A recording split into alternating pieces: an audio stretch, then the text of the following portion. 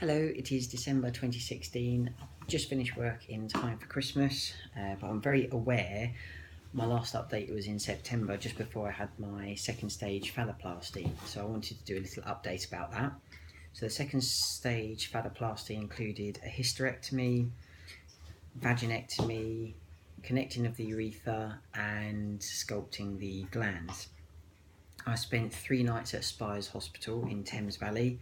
The whole stay went well. The nurses were very complimentary about my arm and chest scars. So that's my arm scar that was done January 2016.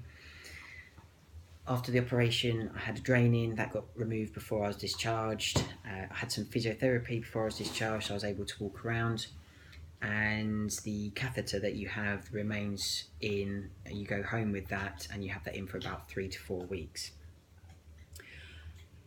When I got home, I had to go and see the practice nurse, and I had all my dressings changed, but then we sort of noticed quite quickly that I had an infection. I had an infection of the glands, so that was coming through the bandages, green and pussy, which wasn't very pleasant. But I also had a water infection, so I was on these antibiotics to deal with that. And then about the second week, I started having quite a lot of discomfort with the catheter, and that discomfort, if I was sat in one position, was fine, and then it turned quite painful if I was to move. So if I went from sitting to standing, it was painful. So it always happens on a Friday afternoon. So my doctor had to try and find out what she should be prescribing me. I couldn't get hold of anyone at the GIC or at the hospital, so it ended up prescribing Contaflow, which did the trick. Made me feel quite spaced out, but certainly worked. After the weekend, I think someone got back to my doctor and they put me on oxybutynin instead. That also worked. That is actually for people who have catheters, but it gives you a really, really dry mouth. So just be prepared for that. Right, my post-op appointment was at Harley Street 4 weeks after the actual surgery. It can be any time between 3 and 4 weeks, but mine was delayed a little bit because of the complications, the issues I was having. The catheter, before you go to your post-op appointment, you need to be able to train your bladder to actually start holding urine again. So you get prescribed a little valve. So rather than urine going into a bag, your bladder will hold your urine. You open the valve, go to the toilet via the tube, but as usual, and then shut the valve off, and then anything that's left you drain into a measuring cup and find out how much you're not voiding. So as long as it's under 200 ml, I believe, then they'll remove your catheter. So mine came out about 50 to 60 ml on average, and the occasional time there's about 100 ml left.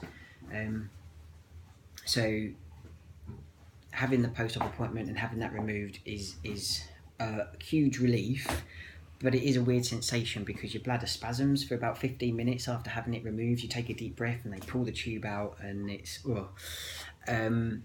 I'm pleased it's out, put it that way. They also confirmed at the post-op appointments, Karen, that they put me forward for the final stage of the phalloplasty, and apparently the waiting list is 3 to 4 months, but they said that for my last one I waited 9 months, so we'll wait and see on that one. The biggest issues I had was my mood was so low after my operation. I really isolated myself. I didn't want friends or family up to see me. I just sat in watching Netflix. I can't really explain why I felt that bad.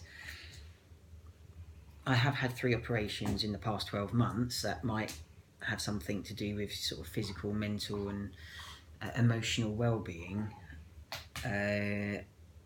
I think all other ops I've been really excited about. So your chest op, you're excited, it's your first one and it's your chest. The first stage lower one is exciting because, well, it's the first stage lower. Second one, it seems like that middle blip, if you like, and again I'm looking forward to the last one because there's light at the end of the tunnel. So it could just be a whole factor of things, but I was incredibly low, and I think it's something for people to be aware of, that it could happen to you as well. And the best thing for me was actually to return to work. I bored my work colleagues senseless because I didn't shut up, so I'd obviously isolated myself to that extent that I hadn't really been talking to anyone.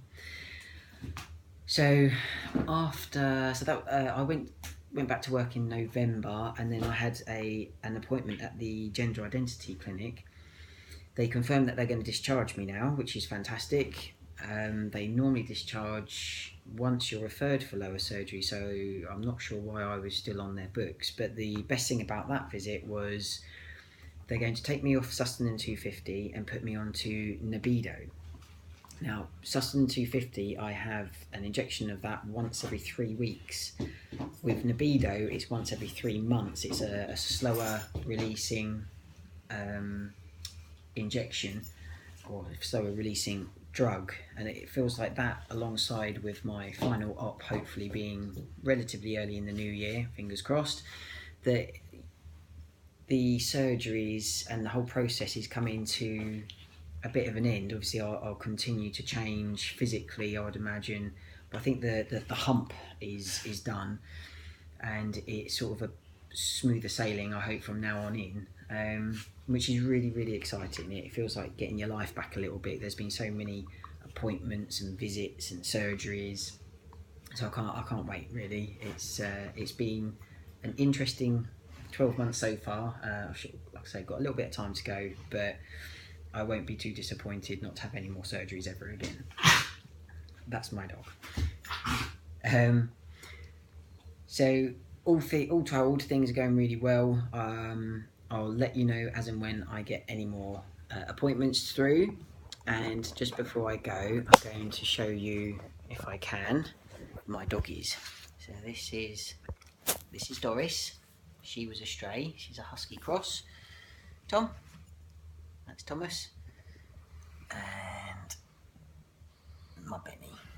Tom and Ben are a little bit old, but Doris is quite young, so I think they get a bit fed up with her. So anyway, have a wonderful Christmas, and hope to see you in the new year. Take care.